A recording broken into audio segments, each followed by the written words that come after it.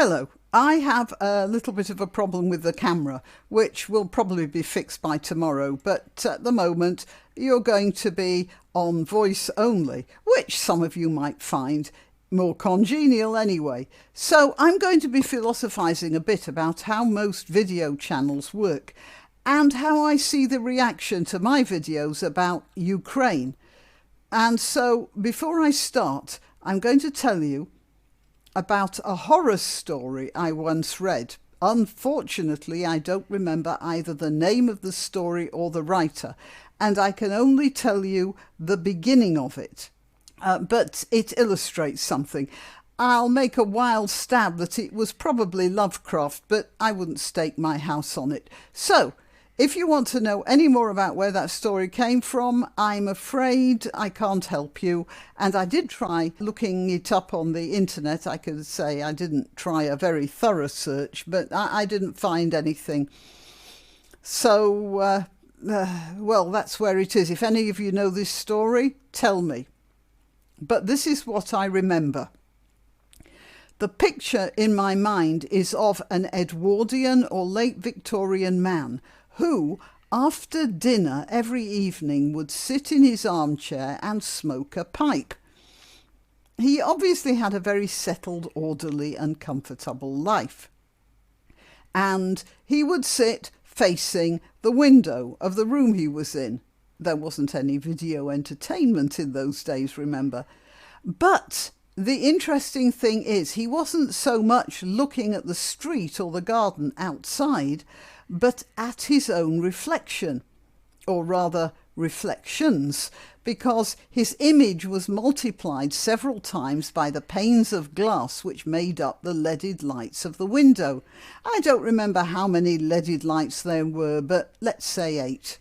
And every night he would watch as 8 little copies of himself struck a match, held the flame to the bowl of his pipe, and then puffed contentedly on the stem.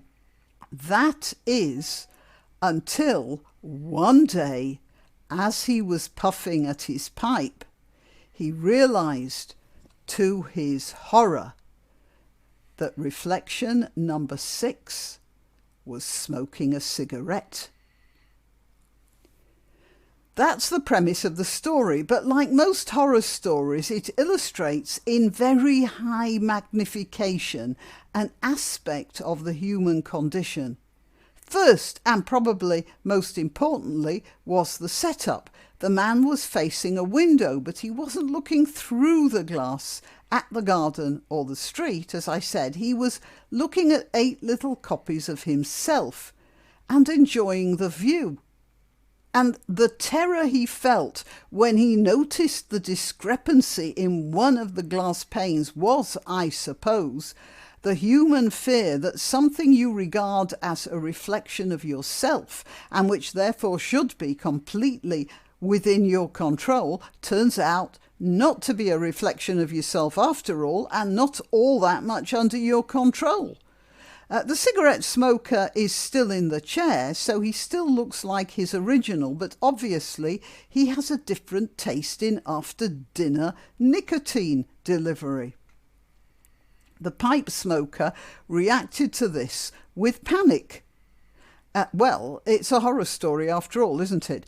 And his extreme reaction forms a good metaphor for how ordinary humans react in everyday situations to what they regard as anything that's flying in the face of nature. Usually when that happens, the reaction is fight or flight. And we see such reactions in abusive spouses, in controlling bosses, and in dictators. But it happens on ordinary everyday levels as well. Many people can't deal with what they see as deviations of the natural order. It's not that unusual, and we're all subject to it. And you see it in stories, all sorts of stories, one way or the other. Whenever you're reading a book, you'll find these situations cropping up all the time. Now, we come to how people handle different opinions, especially on the internet. And I'm sure that's the reason for all these really vicious things you get on Twitter and threats of death and horrible things like that, and some of the stuff I've been getting recently on my YouTube channel. The problem is we expect people to have a set of matching opinions about a whole lot of things, which broadly align. For instance, you wouldn't be surprised if you heard someone who says they believe in unrestricted immigration to also state that the rich don't pay enough taxes or that all government institutions are racist. Such a view of the world seems to come together in batches. But you see, the problem I face as a YouTuber, and it is a problem, is that I don't think in batches. I bake bread in batches, but I don't think in batches. And this definitely causes some of my subscribers difficulties because they start watching regularly, finding what I'm saying congenial to their way of thinking, a reflection, if you like, of themselves, and having settled down comfortably to watch yet another affirmation of their opinions, they suddenly realise that I've lit up that cigarette with, as they say, hilarious results, usually manifesting in attempts at insult and dramatic promises to unsub and never darken my door again. Well, as for the insults, as I keep saying, I had an abusive mother and then I worked for the BBC. Insults are about as effective on me as waterboarding a fish. Now, as for my views about the Ukraine war, they are my opinions based on facts I have discovered, gleaned and researched. I freely admit that you can see the same facts and come up with a different conclusion. The rational viewers who disagree with me and who have not insulted me but have brought up valid points, well, they haven't up to now changed my mind about the Ukraine situation, but they have made me consider different angles. And for that, I thank you, because there is always room to expand one's view of the world.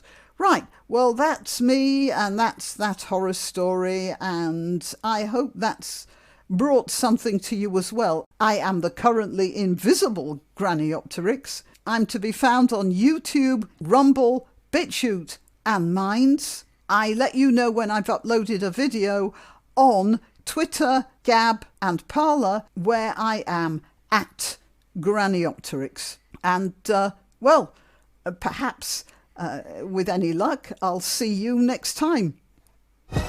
Why not treat yourself or a favoured relative or friend to these magnificent examples of merch? The mugs and t-shirts come in the Graniopteryx design or Grambo with a firearm or the more deadly knitting needles. Go to www.graniopteryx.com and whatever platform you're watching this on, please click like, subscribe and share.